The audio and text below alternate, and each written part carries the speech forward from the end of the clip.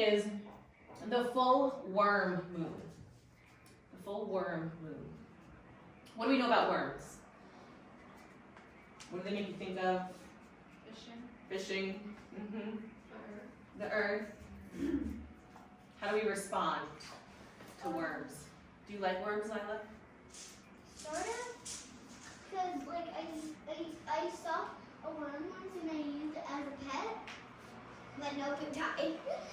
And so I like the way they are. I like earthworms and I like different kinds of worms, but I don't really like how they're slimy. They are kind of slimy. True story, they are slimy. And you said it right there, you said earthworms. Worms live in the earth. So from a medicinal standpoint, and what I mean by that is like animal totem, what type of spirit energy do they carry with them? Worms live in the earth. They digest the earth and they aerate the soil. So for some of you this might be new to, have we ever heard the term medicine wheel before? Yes. Do we know what that means-ish? Not at all. Okay, cool. No worries. Yes, no, perfect. So medicine wheel is a theory and a style of living. And medicine wheel living, the theory behind it is to honor, just the same way we called in the 4 directions, we honor those directions throughout the entire course of the year. So we've got 4 seasons, right? We've got 4 directions. We've got 4 fundamental elements that most indigenous and traditional and spiritual cultures honor: earth, air, fire, and water. Sometimes, depending on what culture, what tradition it is, there might be a 5th one. In traditional Chinese medicine, they have metal, they have wood, they have a couple different things. But there are these 4 cardinal elements. And everything in life has an energetic representation, has a vibrational existence. And so when we honor the 4 directions, the 4 elements of a medicine wheel, it allows us to live in greater harmony with our surroundings. Now, medicine wheel is something that all indigenous cultures, all way back in the beginning, all indigenous cultures honor. So it doesn't necessarily even matter what your lineage is, what your ancestry is, we all have a medicine wheel representation. And why is it important, do you think, to be aware of how this medicine wheel concept exists? Why does it matter if we're in the north direction and we're like talking about earth element? Why does that matter to us?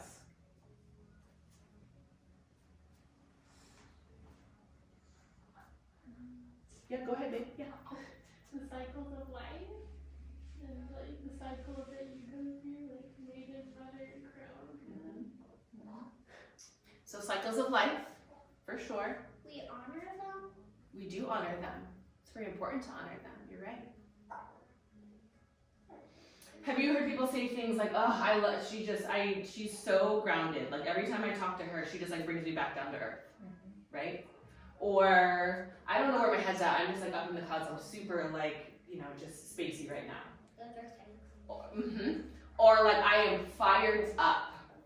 Right? I can only see red. Right? So we have this language and we have these metaphorical statements that speak to elemental representations. And the reason we speak that way is because we intrinsically know that these elements exist within us.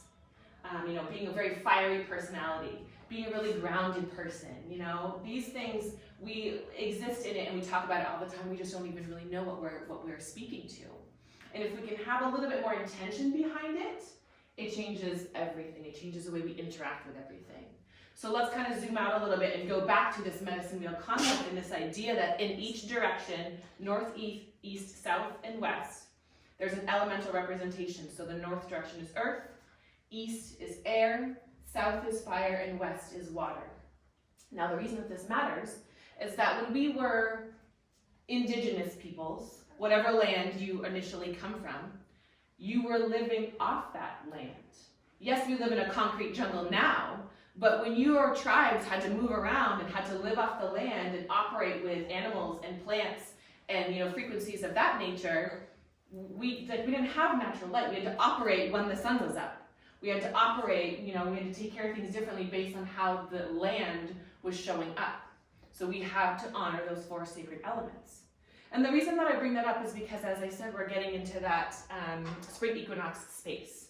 medicine wheel turns, and this is again a metaphorical thing, the wheel shifts on the equinoxes and on the solstices. So we've got a spring equinox and autumn equinox, a summer solstice and a winter solstice, okay? And that is where we shift into these different directions. And there are energetics around that. Just the same way we experience energetics with the full moon, like when people are like, oh, what's going on? Must be a full moon, all the crazies are out. We are made up of the same material as the planet, as the cosmos. So of course we respond to those things. We are made up of earth, air, fire, and water. So of course we respond to the shifts and the change in season. Has anyone noticed how extra windy it's been lately? How like the past couple weeks it's just been like kicking up like crazy. Those are those spring winds that are coming in. You know, when we had the winter solstice, that's when it is the darkest, and now it's getting brighter and brighter and brighter. So the days are longer, the temperature is getting warmer, those spring winds are kicking things up. Spring training is going on, you know, in our part of town, so it's a little extra right now. Everyone's a little more lively. So that is how we physically in this human form show up and manifest the different elemental representations. If there's stuff about that you want to know more about, please let me know after the fact. These are the things that I teach on, these are the things that I speak to and everything that I do. And really the whole point is to cultivate a greater relationship with everything around you. Like I said, just because we live in the city or wherever we live, and just because we have artificial light now, doesn't mean that our bodies still don't respond, because they do. They always do. And it will create a much more harmonious and intimate relationship with all the things of your life when you approach it from that energetic elemental place. So, circling back to the worm moon, the earthworm, living in the earth. And as I said, on the equinox, we're going to shift from the north direction of earth to the east direction of air. So, we've got this worm moon who lives in the earth, digests the earth, and aerates the soil. Like we have this being, this energy, this little creature that literally does the work of north to east every minute of every day of its life, okay? One of the other things about worms is they don't have any ears, they don't have any eyes, and they exist in the darkness. So how is it that they communicate? How is it that they know where to go or what to do? How is it that they sense anything? How do you think they do this? They don't have any eyes to see where they're going, so how do they know what they're doing? Temperature. Temperature. What did I hear over here? Smell, taste, and touch. Smell, taste, and touch. Sensors. Sensors. So all of those things, how something smells, how something tastes, you know, the physical, it's a vibrational thing. They are picking up on just their surroundings. They don't have to see something, they are feeling it. They are responding to the vibrations. That's such a powerful teaching for us as humans, because we tend to come from this place of if I can't see it, it's not real. If I can't touch it, it's not real. It hasn't happened, it doesn't exist. We become very attached to the physicality of things, and we operate less on a vibrational level. Earthworms operate only on a vibrational level. That's all they do all day long, moving back and forth from that north direction. I'm going to digest this earth, aka like density. I'm going to make it more spacious. I'm going to aerate it so there's more room to move, room to grow, room to change. And that's what springtime is all about. Once we shift that medicine wheel, springtime is about newness, right?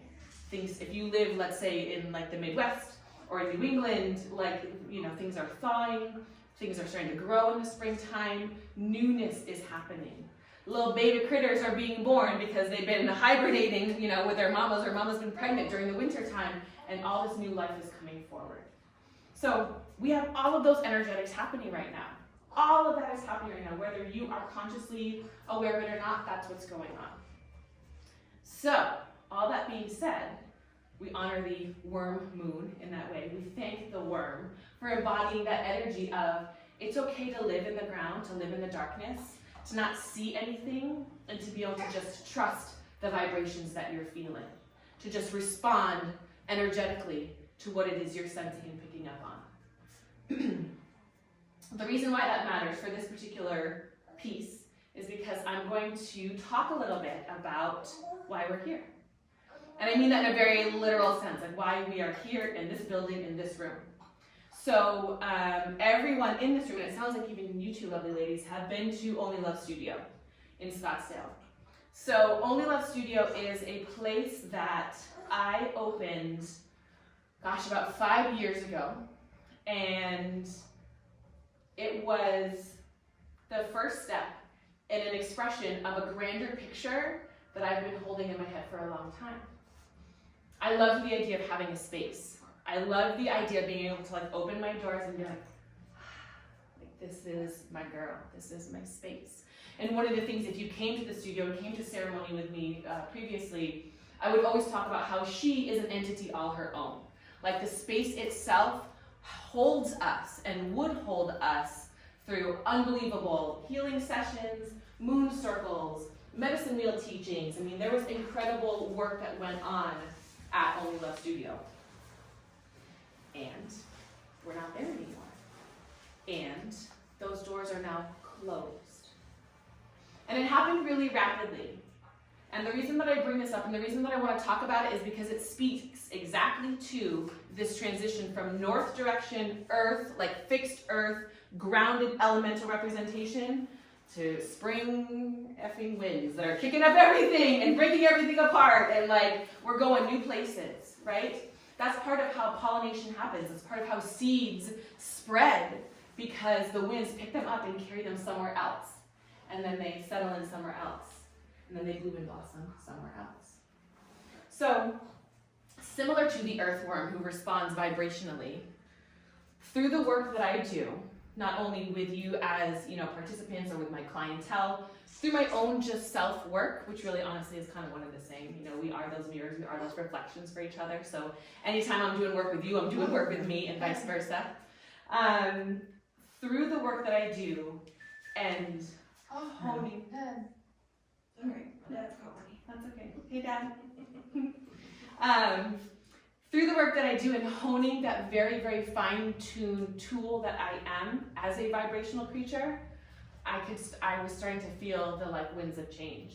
And to be totally fair, I knew that these winds of change were coming last summer.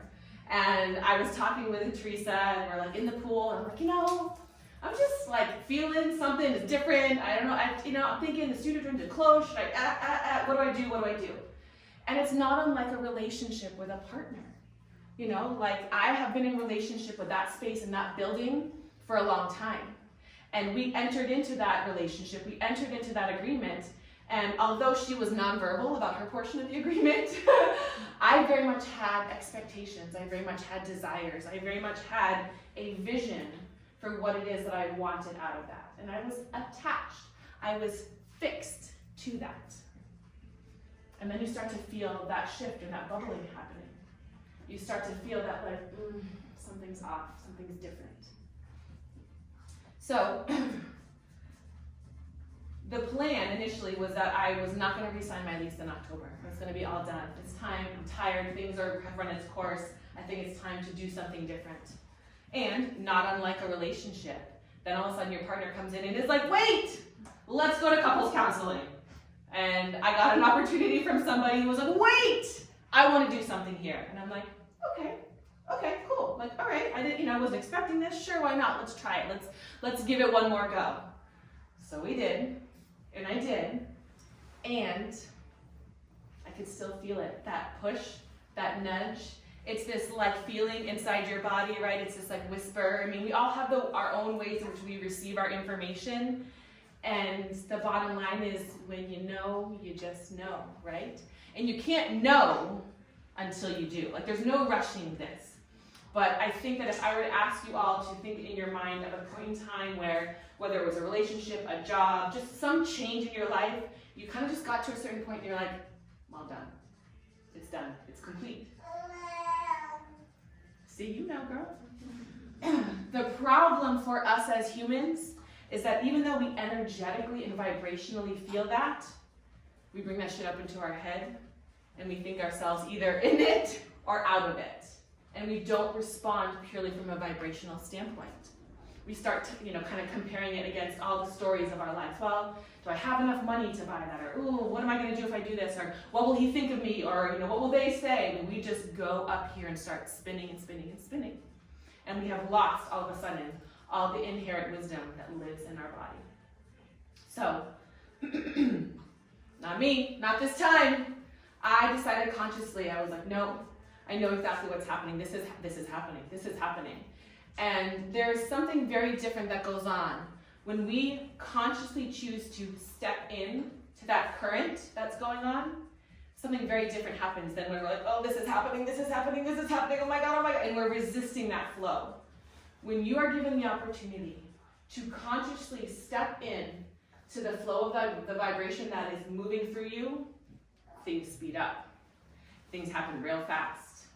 And I found myself on Wednesday night, Tuesday night, having a conversation with someone saying, I think it's time to be done. I think, we're going to wrap this up. And she was like, cool, I'd love to help you in this way. I'd love to do this or something great. I'm a yes to that. That feels really good. My whole body is like screaming, like, yeah, that sounds great. I'm a yes. The next day, I emailed my landlord, I think it might be time for me to break my lease early. What would that look like? I'm thinking like in a couple months or something. Like, let's open this dialogue and start this. And he's all, can you be out by Sunday? I'm like, oh, okay, this is happening. Okay. And so at that same time, I had other practitioners that were working out of the studio, and they were like coming at me being like, I'm so sorry, this has come up. I need to get out of my agreement. Is that okay? And I'm like, yep. Everything started to fall away. It was like trying to hold like sand in my hand. It was just coming out. And in that moment, I had a choice. Do I try and grip tighter because I'm still attached to who I think I'm supposed to be because I have a studio? To who I think I am because I have these four walls? Because I'm still attached to maybe the identity that as long as I have these four walls, I'm valuable? Or do I honor and listen and respond to the vibrations? She's leaving, he said yes, here's an invitation, do you want to do this? Like everything was moving in that direction. And so I just kept saying yes. I just kept saying, okay. This was literally the visual all the time. Okay. Tuesday night, out by Sunday. Done, gone. And I don't mean to say gone as in, disappeared, but transformed, right? Energy can never be created or destroyed. It just transforms. So the entity that is only love, I thought she was attached to those four walls. Now she's just like doing this over here in the east direction. She's just like moving around everywhere, like, oh, it feels so good to have some space. What are we going to do now? How are we going to manifest now? What do I want to be now? And what's amazing about that is that my beautiful sister, who I've known for about a year now, and who's been doing her work around figuring out how do I bring this space forward? I want to bring this space forward. I have this thing that I want to do. How do I do this? How do I do this? Sesh Meditation Studio opens up. Only Love Studio closes. So I'm like, hey, Ma, I need a space. She's like, I got a space. And just like that, here we are. And that's how you know. When it's so easy that you're like, you can't stop it, that like you're breathing it while it's happening, that's how you know that you're in that flow, you're in that groove, that you are honoring the energy as it wants to move through you. Because that's the thing, and that's kind of the piece that I want to introduce to all of you or remind you of in this moment. We are just the vessel.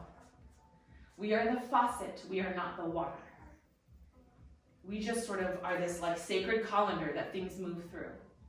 And if we're lucky, and if we really, really do the work to honor that and speak to that, we get to experience the earthliness of it, the exciting aeration of it, the fiery, like turned on sensuality of it, and then the release and the flow of the water. Like we get to cycle around in this elemental representation, not just in the cycle of a year, but the cycle of a day, of a moment, of a decade. I mean, this is a holographic, we are living in multiple layers of things all the time. And when we can be aware of that, when we can do the work of self, whether it's through light therapy, whether it's through Reiki, whether it's through journey work, whatever the medium or the platform is, when we can break down enough of the calcification to be really available, man, let me tell you what, it is so nourishing. So, so nourishing. So, whatever it is that Only Love Studio was, and how fixed she was, and I'm so grateful for that, right? Like, I am so happy for that relationship, because we grow through every relationship. And then it transforms. It wants to be something new. It wants to look like something new. Okay, go ahead. Go look like something new. Go be something new, because I actually want to be something new too. You know, I actually want to do something different. I actually want to be in my own East direction, spring winds, airy fairy thing, where there's newness. The East direction is the place of receiving, you know? And the East direction is where we can get curious about what might happen if we start to, like the earthworm, break up the density, let it digest through us, and aerate and create some more space. Then what can happen? You know, and I love, McKenna, that you asked about the snake, because that's that possibility, that life form that is just kind of waiting, that seed that's waiting to burst open. But we have to give it space. And that's what the energy of this moon brings. That's what the medicine of the worm brings. That's what this transition from north to east. The equinox is next week. It's Thursday of next week, so we're already kind of feeling those energies. And then the full moon in and of itself just brings everything to light, right? With Mercury going direct right now, like right at the same point too, we've been kind of like in a holding pattern, kind of stalled out a little bit, and now it's starting to move. So that communication, our relationship with the divine, is opening back up again. So there's a lot of movement, a lot of movement.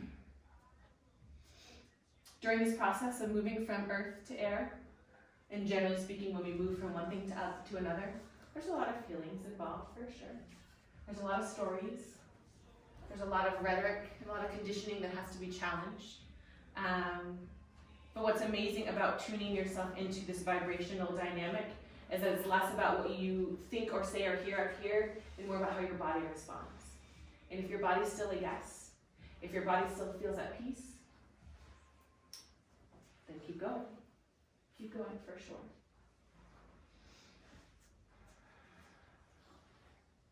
So what we're going to do tonight is I'm going to take you all on a guided meditation. And we are going to call in our own earthwormy elements. I'm going to ask you to, instead of maybe viewing the earthworm and in the picture that you have in your head, but we're going to call in again those golden threads. And we're going to go to a place where we feel maybe stuck a little bit in our north direction, earthly, fixed element. And we're going to ask our subconscious, where is it that things need to be broken up? Where is it that things need to be aerated so I have some more space and some newness can come in? And we'll kind of go on a journey in that way. Are we a yes? Are we in? Okay, perfect. So, does anyone need to use the restroom before we go do that? Go, go, go.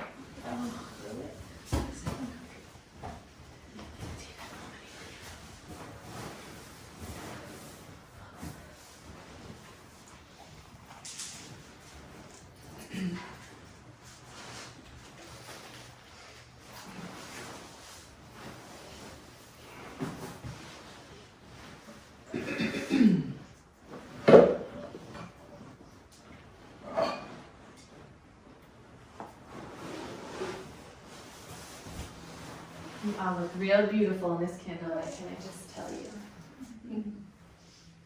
So, let's take a moment.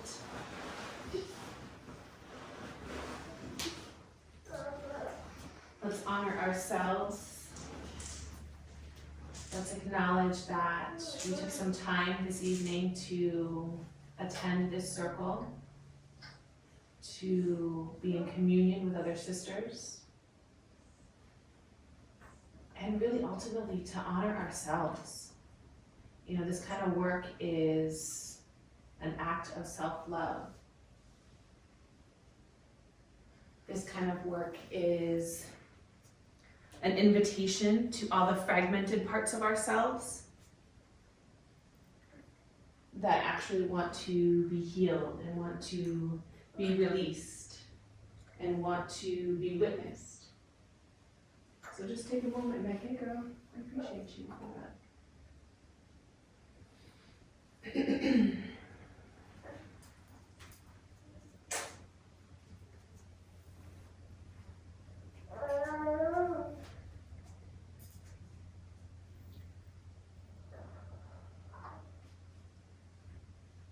In honor of one of my teachers who taught me this song of her ancestors, I'm going to sing a little bit for you to open up that vibrational space.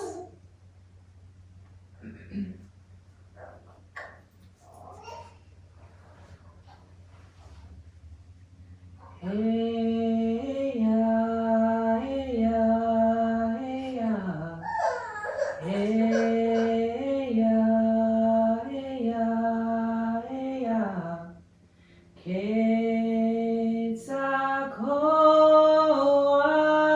hey ya, hey ya, hey ya, hey ya, hey ya, hey ya, hey ya. Hey ya, hey ya, hey ya, Ketsakoa.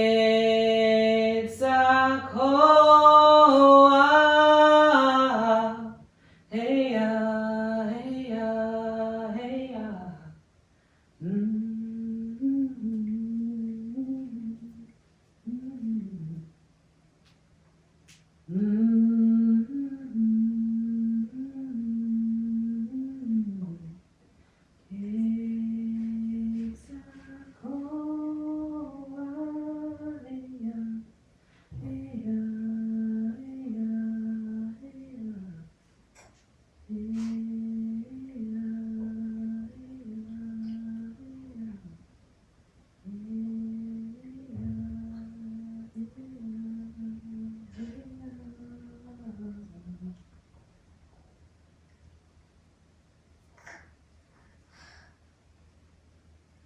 There's only earth around you.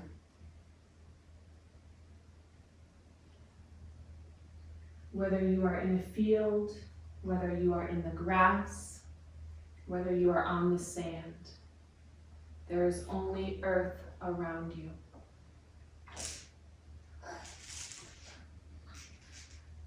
You can feel the coolness of it on your back, on your hips, on the heels of your feet. You can feel the softness of it. Each piece is hugging and cushioning and squeezing right in around every curve of your body.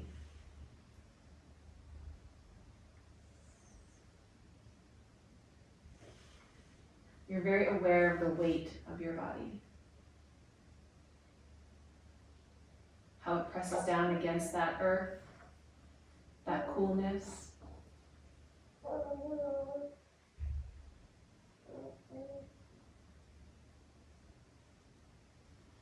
You can feel the weight of your heels, the weight of your calves, even the back of your knees start to sink in.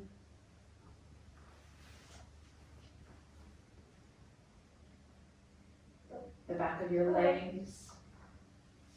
You can feel the roundness of your bum just pushing down into that earthly element.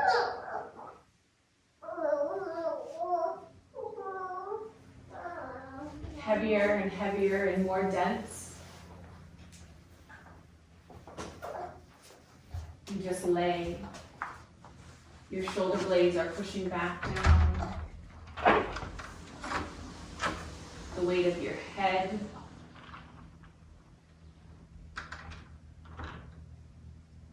Feel yourself sinking.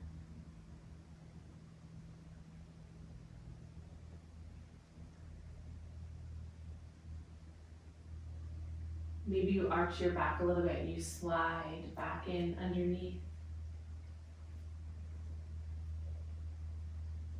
Back into the Great Mother's bosom.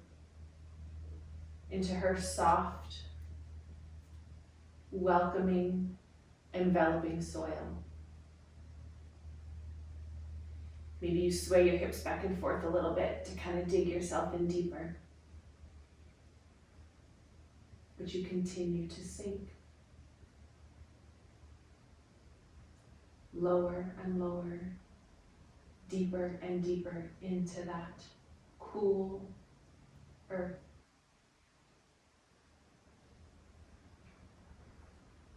It's not scary in here. You know how to be in here. You were born of this garden. You were born of the womb of your great mother, and it feels good to go back home.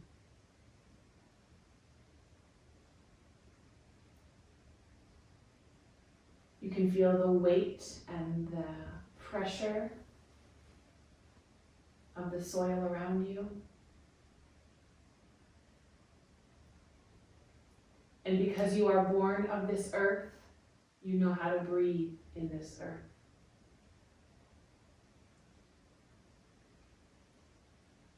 There's plenty of room. The nourishment in this soil speaks to your skin. Like vines growing around a tree, with little blossoms, little flowers. Even under the earth, they bloom. Purples and reds, yellows. Whatever color they are for you, they are blooming for you. Everything is for you in this garden. That's why it feels so good to go back home. Because in this earthly element, in this darkness, is where we truly see. Where we truly feel and we truly respond to the vibrations around us. So these vines, these flowers that are blossoming and wrapping around you with love and warmth and adoration, they begin to turn to gold.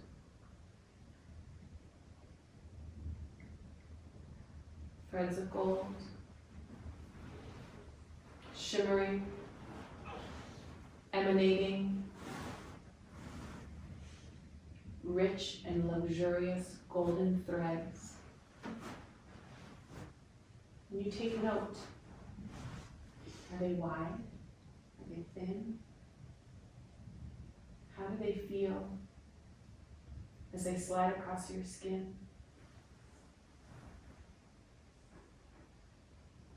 What's amazing about this garden, about this womb space in which you are buried, is that you can move.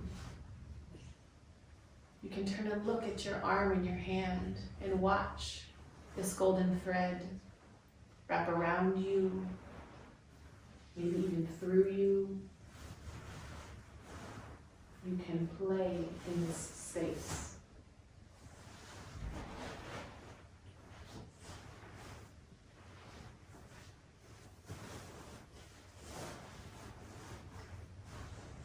Without words, this golden thread communicates with you.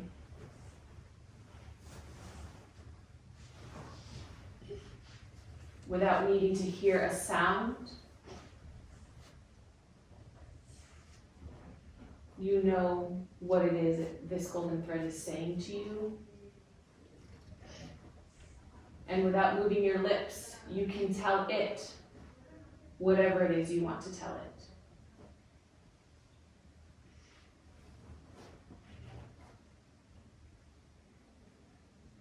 And so in this moment, we ask this golden thread to find its way to our most dense existence. We ask this incredibly healing and loving golden thread to find its way to a part of our body, to find its way to a part of our life,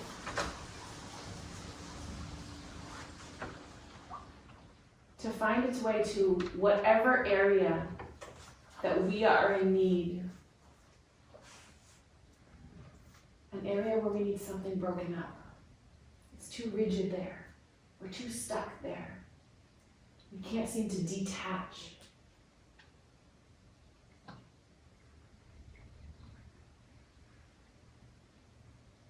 Whatever it is that came to your mind's eye first is exactly what your essence is calling for.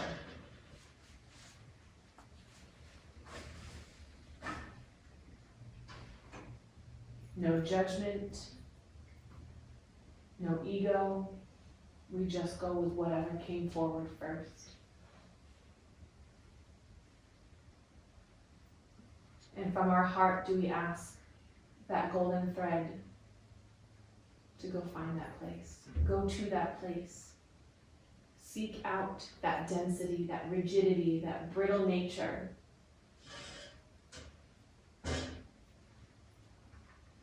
That we are struggling to release.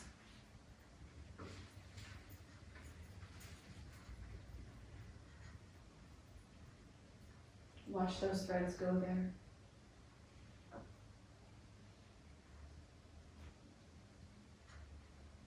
Notice how they wrap around, move through. Gently love and embrace that density, that rigidity, and give it exactly what it needs.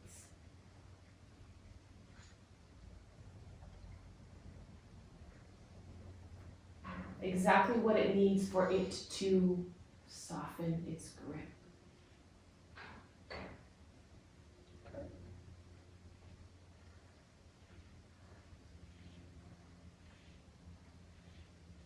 What's amazing about this is that you don't have to do anything. You just get to watch. You just get to feel the warmth of those golden threads, those golden vines that are still swirling around you. You get to play with them. Take in the beauty of their blossoms. And know that the work is being done. You let those golden threads separate, break up, breathe air, breathe spaciousness into that density. You don't have to know what it means. You don't know what it's going to look like. You don't have to know anything. Except that it feels good to let go.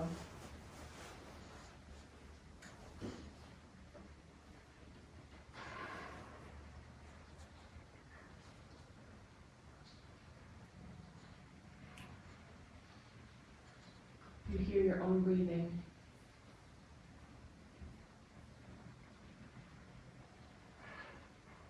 You acknowledge the sound of your inhale and your exhale. And realize how peaceful it is to let that gold dismantle what was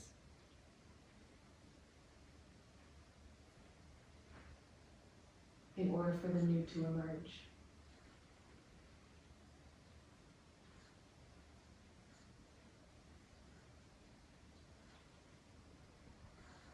And you just breathe.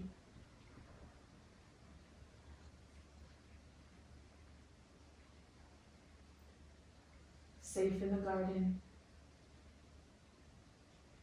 in the womb of our great mother, wrapped in gold.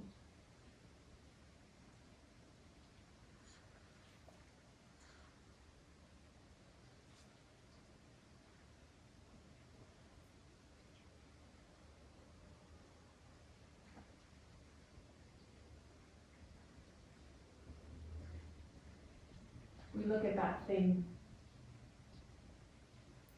that piece of our world that is being broken apart, that is being released from its grip, from its stronghold. We look at it with curiosity.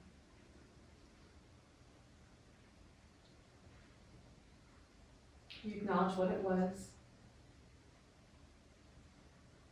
what it represented, and how it held us up until this point.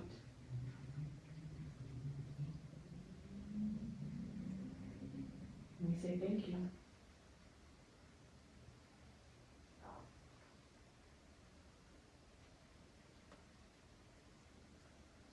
And then we fill our lungs and we breathe it away.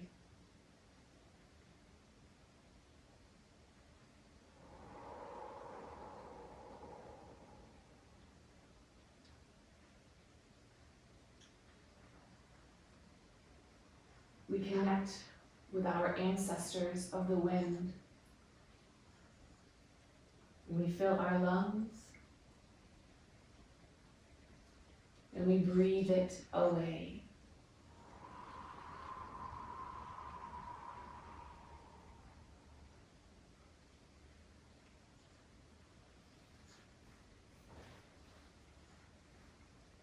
We watch it move. All the different parts and pieces. All these beautiful, fragmented bits. And we notice how they have taken a new shape than what they once were.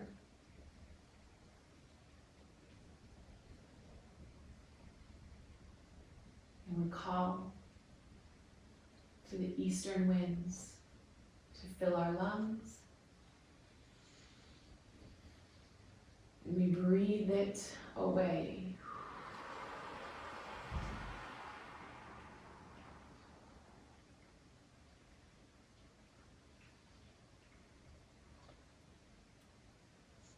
Each breath we take, we are slowly and gently brought up.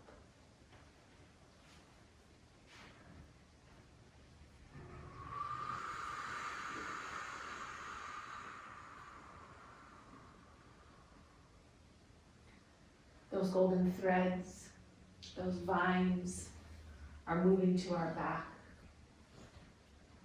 and they're lifting us. We are gently rising up out of our earthly bed, continuing to watch the density that once was be lifted off into the sky with every breath we exhale.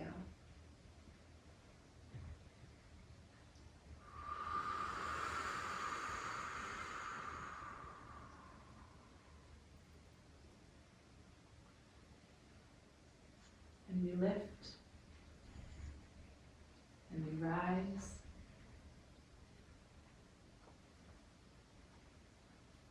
We find ourselves breaking the surface. And we see those pieces of that stuckness, of that density getting caught in the wind.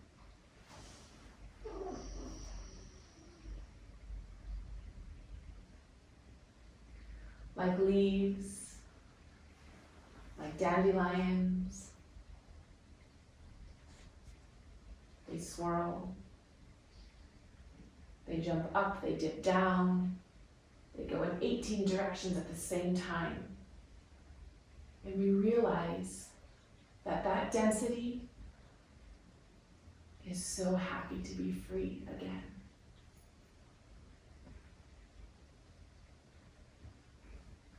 We realize that as we release the attachment and the grip, the entity that is that density is so overjoyed to play. To play in those spring winds. To be picked up and carried somewhere else and reseated in a new home.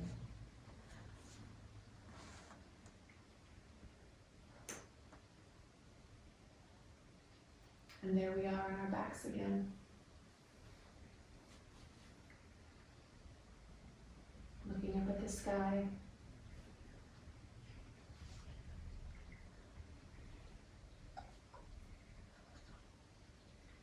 Acknowledging our surface, whether it's a field, or it's grass, or a beach with the water lapping back and forth.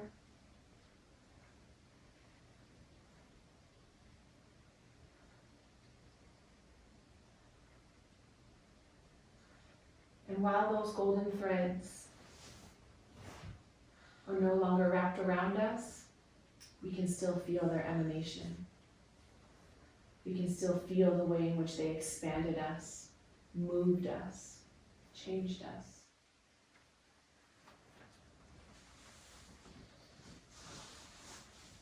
And we fill our lungs.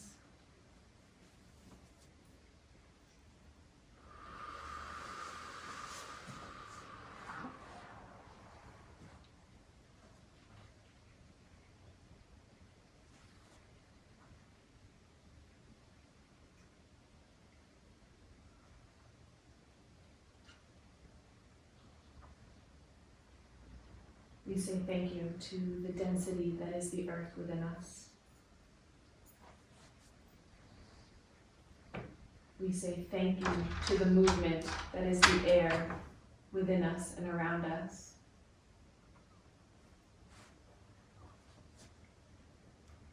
We say thank you to the fires that stir our passions.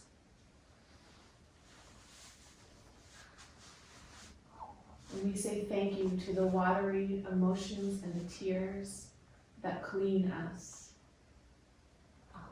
that help us release.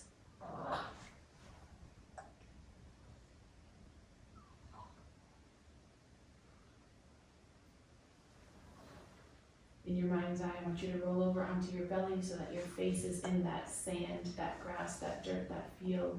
And I want you to whisper, thank you. I love you. Thank you. I love you.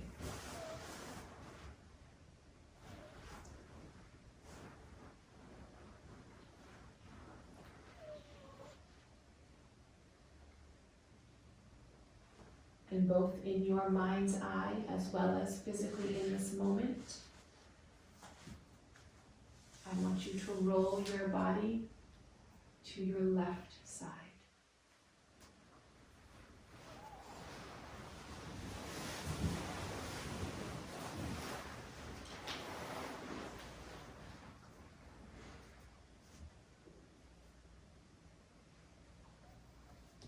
Shift just enough so that you can start to wake your senses back into this consciousness.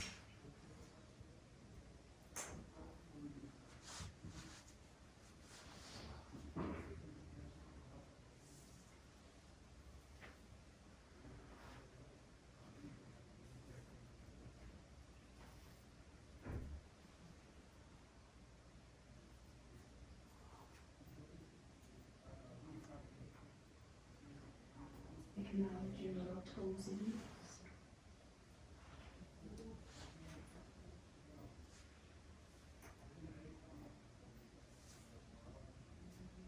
Acknowledge your hips, belly.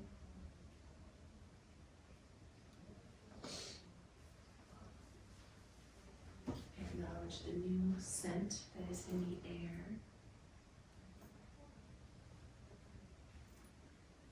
This is rosemary, sacred herb of the east direction. Let the medicine of this plant trigger your intrinsic and inherent wisdom, trigger your remembering of what it means to receive anew.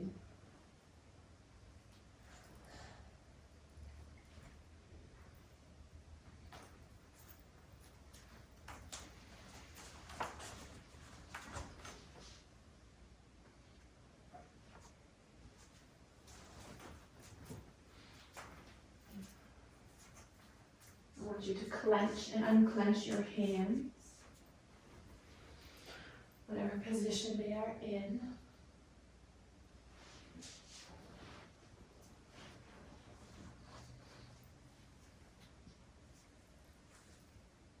I want you to take 3 deep breaths, and with each exhale, I want you to make whatever sound wants to come out of you.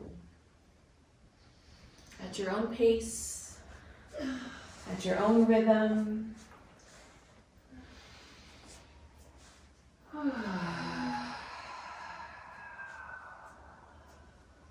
Keep wiggling your toes.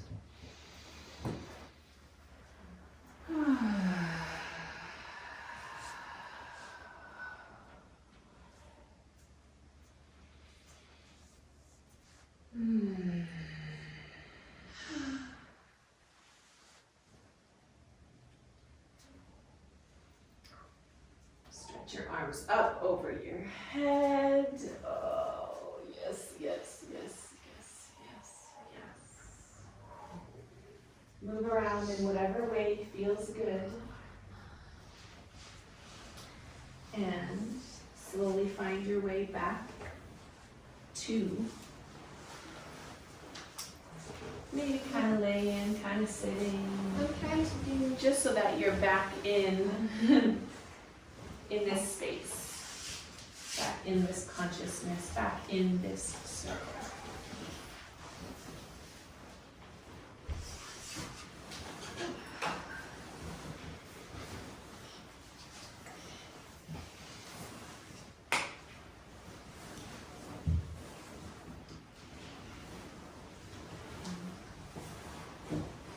Cover your space a little bit. I don't want to start over. Won't be super loud, but.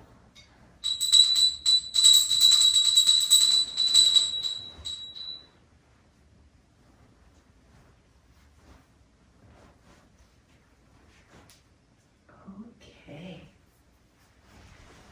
Will you, Nicole, turn on that light just a touch? Or Yeah.